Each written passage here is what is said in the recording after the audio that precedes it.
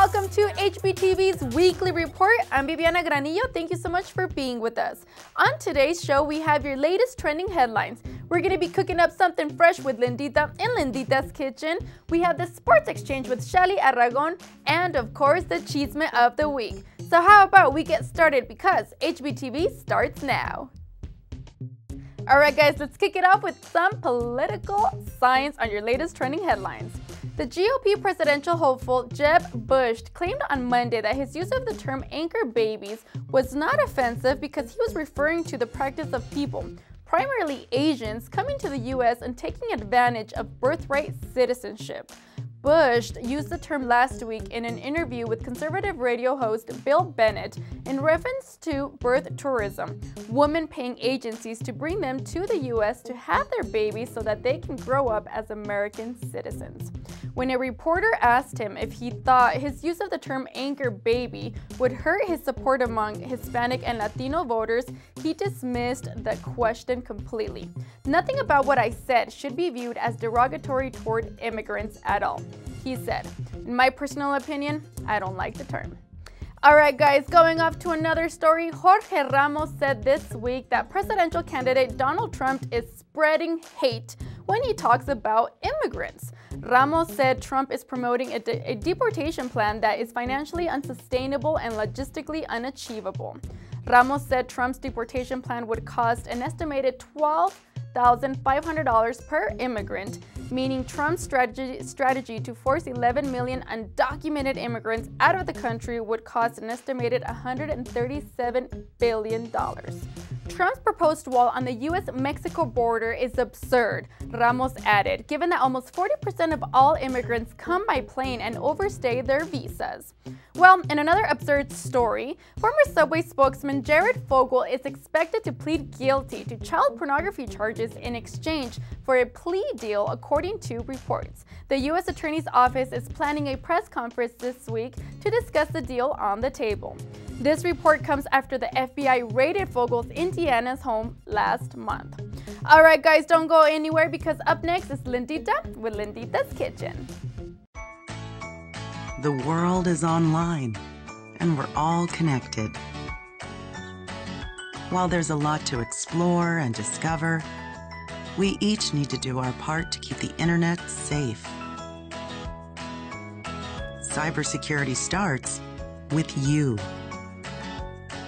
Learn how you can stay safe online at dhs.gov/stopthinkconnect.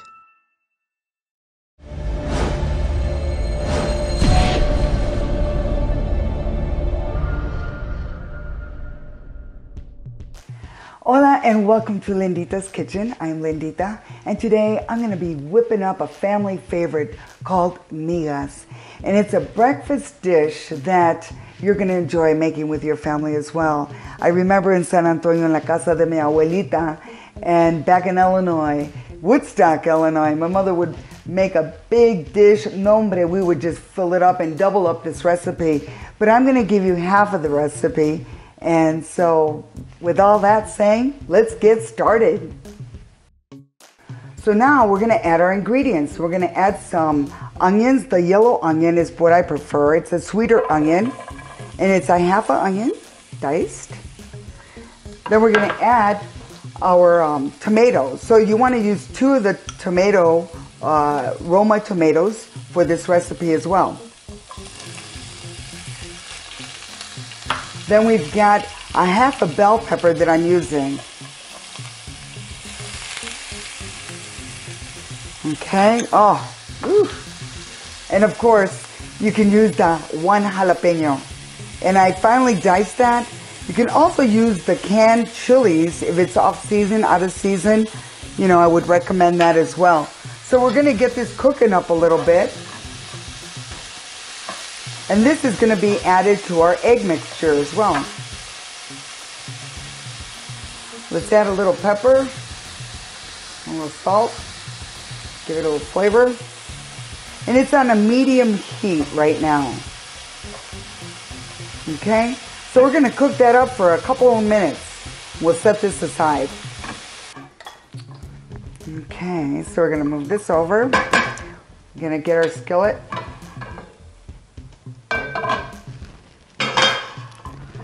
Now we're gonna add our 4 tortillas. I've already cut them up.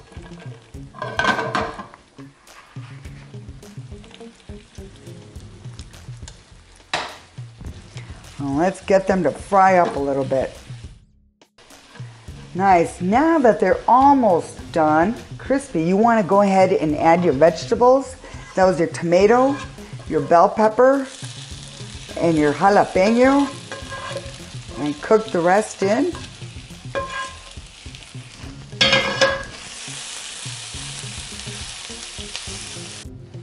Okay, so now we're just going to add our cheese, a pepper jack. And I did mix it up with some Colby, and that was a cup of cheese. You can add more if you'd like. How beautiful is that?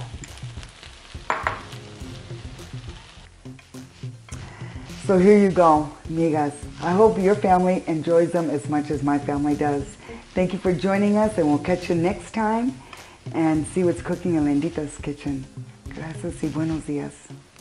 All right, in another story, if the only person who soothed you during Monday's stock market chaos was an extra friendly Starbucks barista, make sure to thank Howard Schultz.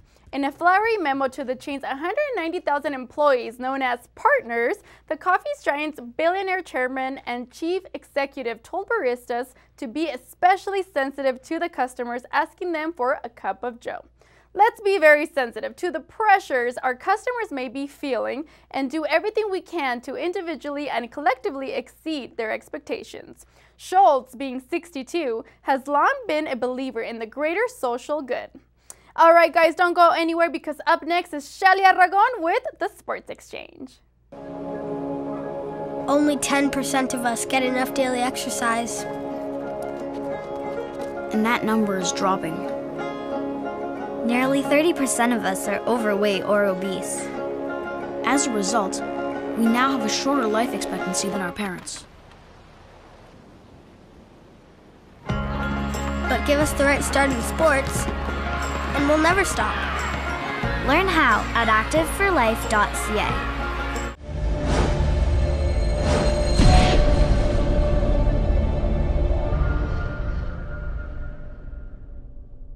Welcome to the Sports Exchange, where we have all the trending topics in sports today. I'm Shelly Aragon. Let's get started. Sadly, IndyCar driver Justin Wilson died from a head injury a day after he was struck in the head by a piece of debris during the Verizon IndyCar Series race at Pocono Raceway. Wilson was hit by debris from the car of rookie Sage Karim.